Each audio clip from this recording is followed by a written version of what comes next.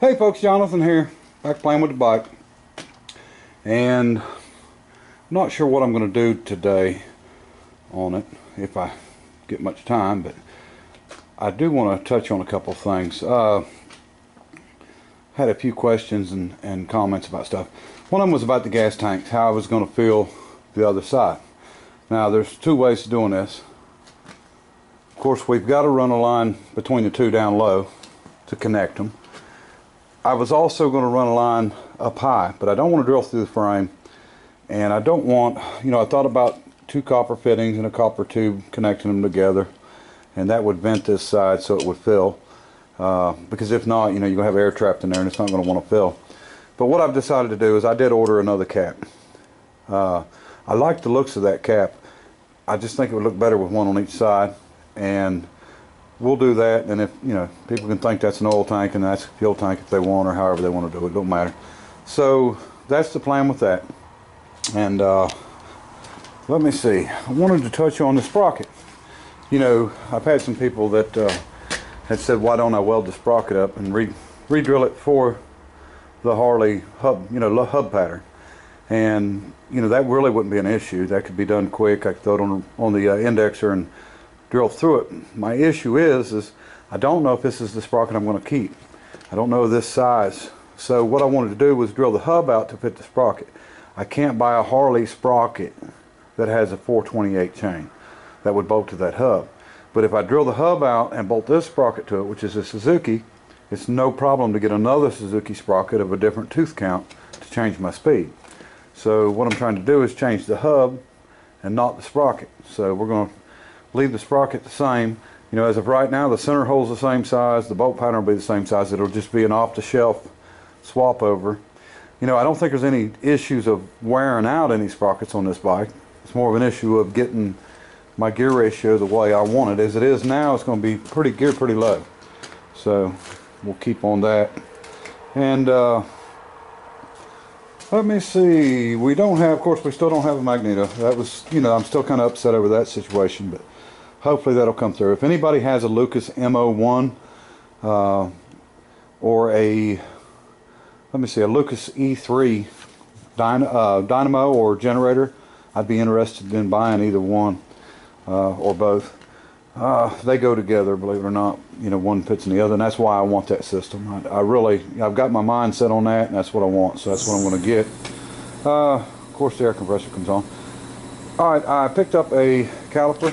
Now, this is a front caliper for a Sportster. So we've got to build a bracket, and the bracket's got to mount on the spacer down there, and then it'll have an arm off the bottom of this bracket that will actually have an arm that bolts to the bottom of the frame over here, and that keeps it from letting the caliper twist. But if you loosen it up, the bolts up, when you move the rear end forward and back, the caliper will twist, and that way it'll stay where it's supposed to be. And I'll show you as I go building that. It's a pretty simple concept, and we'll rerun the line for it. Okay, I do have some parts ordered.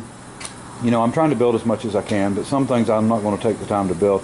The throttle, I've got one ordered for a 1-inch handlebar. These are probably not handlebars we're using, but we're still going to go with 1 inch eventually when I figure it out or build whatever I'm going to build. 1-inch clutch handle, 1-inch grips. Let me see, a couple cables, and a new hydraulic master cylinder, so I can start getting my pedals done. And let me see, stainless bolts for the axles. I want to build my own, but I don't, I want to turn the heads down. I want to make them like I want to make them, but I can't do that with these because, well, there's zinc, of course, but even if I take the zinc off, you get into steel and they'll rust. I don't want to nickel plate them because I don't want anything to do with any zinc anywhere around my nickel plating mixture, liquid, whatever you want to call it. And I've had that experience, and I'm not going to have it again. So I'd rather just get stainless bolts. I will redo them the way I want to do them, and do the heads the way I want to do them, and get them in there. And you won't know that they were regular bolts when I'm done with them. So just want to do it the way I want to do it. You know how that is. So everything else is pretty much it. I want to start on some fender brackets soon. I don't know what, like I said, I don't know what I'm going to work on today. Unfortunately, this hub on this wheel is bigger than the center hole in my caliper, or in my rotor. I'm sorry, in my rotor. So I've got to bore it out. It's stainless. It's going to be a pain in the butt, but it's got to be done. You know, they don't give you enough information on what year parts will fit on these wheels to even know. So I was guessing at it. You know, the 5-bolt pattern's the same, but the center hole's too small. So we will address that issue, get it on there, and then once it's on there, we can start mounting our caliper. And like I said, it won't be sticking out right there. It'll be on the inside, of course, you know, or farther in. The bleeder's right here, so I don't want to go too far back with it to where the bleeder starts getting lower than the line. And you know, we can change the line to whatever we want with it. But yeah, I'll figure out how I'm going to mount it. We know where I'm going to mount it. It'll probably end up being somewhere where it's at, but of course up and in. And I think it'll work out. If it don't, we'll figure something else out, right? So I think that's about it. I think I haven't decided what I'm going to work on today. I really don't want to work on any finish work. I just don't feel like it. I was going to weld the tank up and finish all that, but I just don't feel like doing any finish work. I feel like doing some fabricating today. So I would rather either fabricate the fender brackets or fabricate the rear caliper mount, or maybe, shifter. Yeah, we could come up with a way to mount the shifter. You know, I'm looking forward to that. That's one of my favorite parts of the bike. So, and like I said, we're going to clean this all up, polish it, and then we'll nickel plate it. And when we're done, and we just got to figure out how we're going to mount it, where we're going to mount it. Of course, you know, the exhaust is probably going to be changed anyway, so I'm not too worried about it. But who knows? Down low, up high, as long as we get it mounted right. But I would rather mount it first anyway, just in case I end up mounting it a little bit high where I need to, you know, adjust for the bars to not hit it, because, you know, I really like the shifter. I like the style of it, and of course it matches my transmission, so that's all the better. Okay, got good news and bad news. Well, I say good news. The crazy thing is, I bought this transmission, played with it a little bit, had no clue that this is not a 2-speed, it's a 3-speed. So now the problem I'm having is my shifter is a 2-speed. Now I can modify the shifter, but do I want to? You know, about the time I get something going right, Murphy steps in and messes with us. I wasn't able, I guess because the way the transmission wasn't mounted, I wasn't able to move it. Because I had gotten a 1-to-1 gear and stuff, but you actually have, that's third. You come up, well, you come up 1, you got a neutral, you come up 2, and this would be second gear, and then, let's see, you gotta turn it to the right position, of course, but, alright. That is, yeah, that's third gear. So, I thought for sure that this was a 2-speed. Of course, I bought it as a 2-speed. You know, they said it was a 2-speed, but it's not. It's a 3-speed. So I don't know what to do on the shifter. I hate to ruin a factory Albion 2-speed shifter. Maybe I can use the handle and make a new piece here and then save this piece. I just don't want to destroy it. And you know, the worst part is I cannot find the video that I done on this of who gave it to me. So if anybody knows, please let me know. I went back and looked, and Billy gave me the oil can. I found that video from Georgia, and I just cannot find who actually sent this to me, and I'm so sorry, I forgot. I need to start putting names on a piece of tape on them, but So anyway, the good news is we've got a 3-speed. The bad news is my shifter won't work. Anyway, I'll quit rambling and figure out what we're going to do here. So I think I'm going to jump off that. Give me some time to think about it and stuff. And then jump back here and go ahead and try to get this. Because it's inevitable I've got to do it, even though I don't want to. Because this is going to be a big pain to do. Because it's going to be hard to set up. We'll figure something out there. I think I got an idea. And I can show you in a minute. All right. Okay, so here's the plan. Mounted the rotor on one of the other rims, the old rims, and I spaced it up away so I could be able to get in here with an end mill. So my plan was to mount this in rotary table, or well, I don't have a good rotary table. I got a little tiny one without I don't have a 3-jaw or anything like that, and there's no real way of mounting this rim on it. So sort of can't do that. Well, I figured I'd use my indexing head. The problem is the height of this compared to the indexing head, my Bridgeport won't go low enough. So what I've decided is I'm going to mount the rim directly to the table. I'll run a bolt down through the center, tighten it down really good, and then I will just come into this with I'll center it, and then I'll come in with a boring bar, and we'll just bore it and hope it'll bore. We've got an interrupted cut, plus we've got stainless steel, so I don't know how well it's going to work, but that's what we're going to try. And we don't have to go far. I need to do the measurement on it, but we're going to see if it'll work. Now I put these countersink bolts in. This don't take countersinks, but they were the right size for being able to go in and self-center this. So this thing is centered really well without having to use this. So should work out just fine, and we'll get at it and see what happens. Okay, so I dial indicated it in and went ahead and cut it. So we're where we need to be. Should work out. I'm going to let it, well, it's about cooled now, but we'll remeasure it, make sure it's right since it's cooled down. I don't know how much that stainless expands when it gets hot, so I didn't want to take a chance on it. I would rather do it once and not do it twice. So. Alright, we got her bolted on. These are just temporary until I get the right ones, but they'll work. Alright, we've got all 5 holes drilled and tapped. Bolts in. 6 holes. It was 5 holes. And like I said, I can change this sprocket now easy.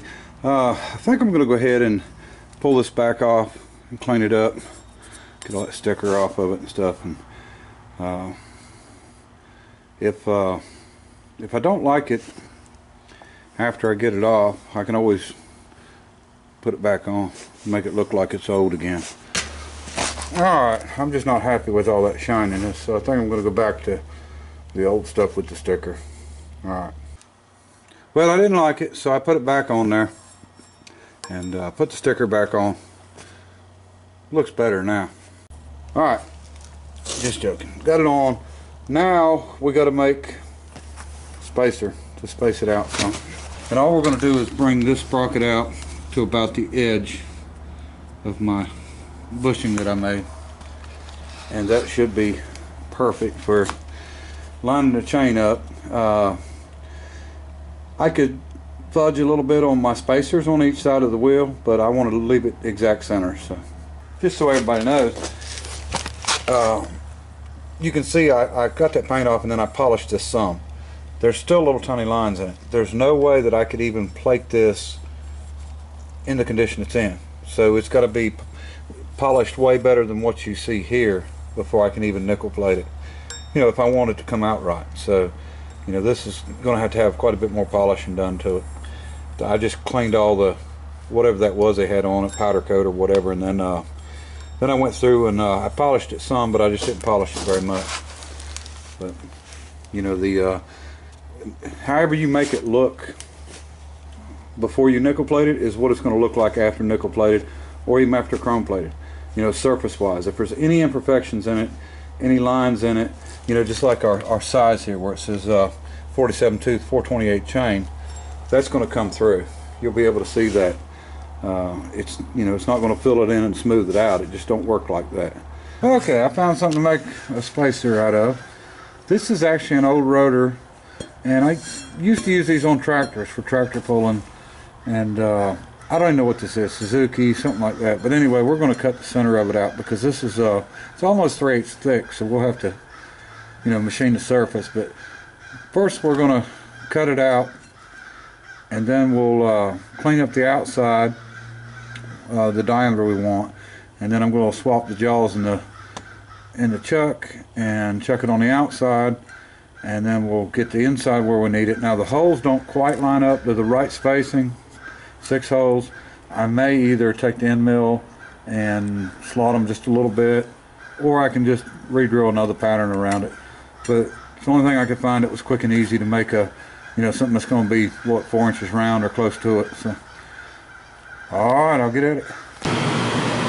Okay, I'm turning the inside of it out here. This is aluminum, so it's not bad to work with, but we've just about through it.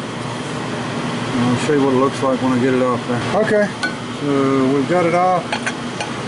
So now we're gonna start turning the OD out. Once I get that done, we'll flip it, and we'll put it in the other jaws, and we'll get the ID. Alright, we got it turned down and faced off, and now I think we're going to swap jaws and try to set it up so we can go ahead and get the thickness done and get the ID done. Alright, well here's our spacer. It's only 135 thousandths thick, so it's 10 thousandths over an 8. So, ended up being pretty small, but we're going to go ahead and figure out, I may just drill between them, I don't know. We'll set it up and do something with it, and then we'll go ahead and get that sprocket on. That'll be on permanent. So, well, permanent for fabricating anyway, not permanent for being done. But okay, we got the plate below this in this chuck. This is my 4-jaw chuck, self-centering, but this is what I use for a vise, believe it or not. I just make sure I don't drill it anywhere. So I put the plate on first. You can see down through the holes, you can see it down there. And then I put the sprocket on. What I done, I went ahead and lined the holes up. They're about half off, but from being out wide enough. But what I'm going to do is go ahead and run the drill bit through it.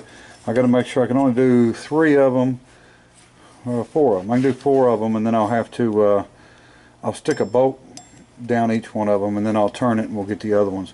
I just don't want to drill into my chuck, but I think this will hold it well enough that when I drill it, it'll hopefully make them look like they're just slotted because of where the holes are at. We'll see how that works out though.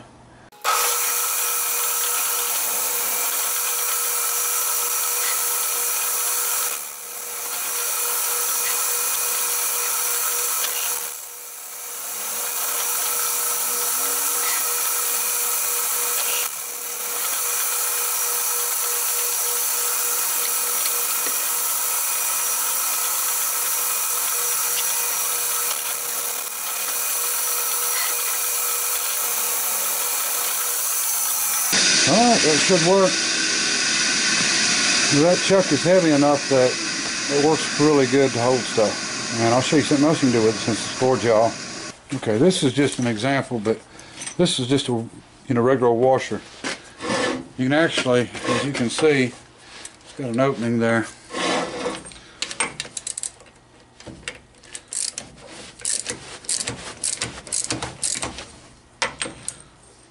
You can stick something through it and tighten it up, and it holds really well. So, like I said, I don't have a machine that'll fit on. I can chuck it in my big lathe in the other chuck, but I really don't need to do that. So, this is just for that. Works really well. So, anyway, what I've decided to do on the shifter, because these are, hard to find. And if I take a part of it off, it'll probably never ever get used. So I think I'm going to modify it. But I'm going to try to modify it and make it look exactly like it's supposed to look if it would be a 3-speed shifter. And we're just going to add to it and see if it'll if we can make it come out like it's supposed to. It's got some little indentation places in it where the ball goes. But I think I can, replicate the shape and just extend it farther around and make it into a 3-speed shifter. I have got the sprocket on, I've got the rear or the wheel back on, and I've got the chain on temporarily, and I'm going to show you what my clearance issue was and is, and I needed to get that spacer on and get the chain lined up like it needed to be. Now, for anybody that's wondering how I've done the alignment, okay, what I've done was actually take this, which is a good straight piece, and laid it on the sprocket and actually ran it up to see where it was landing on this inner sprocket. So that's how I got it exactly where it needed to be. And as for now, we're still touching down here, but I haven't trimmed everything out. And like I said, I'm going to put a wear pad block down there lower. Now this chain, it's not going to be touching anything, but I know it's going to bounce, and that's where it's hitting right now. But besides that, it's, you know, looking good. It's going to work out fine. Let me see. One of the issues I found out about these particular transmissions, and this one may be that way. This, I'm trying to get the play in here. It's not much difference, but they say that a lot of these transmissions ran a 420 chain. I'm sorry, a 425 chain instead of a 428, and you can't even really get a 425 that I know of. I thought that's what I needed to start with, but when I found out that you really couldn't get no sprockets for it, you know, I wasn't going to run it. But they say that there's a clearance issue in here, and I can see it's close, but it's not hitting. But if so, we can come apart with that and do a little clearance work on it to make it work. But let's see if I can get something, stick something in there so that make the noise go away here. Might do it. Yeah, that's like putting spokes in your cards in your spokes. Well, anyway, that's not going to work. I don't like that link. Oh yeah, okay. Alright, I might clearance it a little bit and then spin it again. So I want to make sure we're not hearing any noise up here. So let me do that real quick. Okay, I've got the clearance where it's not rubbing. I just cut it a little bit and bend it down. But here's what I'm talking about. You can barely hear it. So I have a feeling that them pins, the center of the chain, is actually hitting the case a little bit. So we'll be sure when we tear that apart to clearance for it just a little bit. Shouldn't take much. So but, that's going to work out fine. And with the extra gear, since we didn't know we had it, I could actually probably go down from 47 get down closer to 40, and that's going to give us more clearance here too if I do that. So we really don't need it that big. I'll tell you a little story real quick. About, I guess, 20 years ago, maybe just a little bit longer, I got mad about something. You know, when you're younger you get mad about stupid stuff, but I got mad and I went and got me I think I got a 6-pack of beer, and I think I made it through about 1.5 beers before I was so drunk I couldn't stand up and threw up and everything else. But my son, it's the only time he's ever seen me drink, the only time he ever seen me drunk. But I learned real quick how expensive drinking was because I actually gave him a tractor. I found out I wasn't one of them drunks that get mad. I evidently become nice and friendly when I get drunk. So I gave him a tractor, and it was an old 1935 or 36 model Case RC tractor, and it had a Waukesha engine, which was just a small one. So I don't have much time left on the camera here, but so it was a little Waukesha engine, and I took and got it running good and all that stuff, and he used to pull it some, and that thing didn't have a bit of power. It wouldn't pull nothing. And we realized one day, we thought it was the 3-speed because all of them were, but this was ordered with the rare 4-speed option. And since it was a 4-speed, the shifting was, it was so rusty that it was first gear that we wasn't going into, because they wasn't marked. So he was running second gear all the time. So that was kind of funny. We finally figured it out. It was a 4-speed, and here we figure out this is a 3-speed when we thought it was a 2. But anyway, moral of the story: don't get drunk. I think we're going to call this one quits. I know I didn't get a lot done, but we're moving along slow. Appreciate everybody watching, and till next time, bye.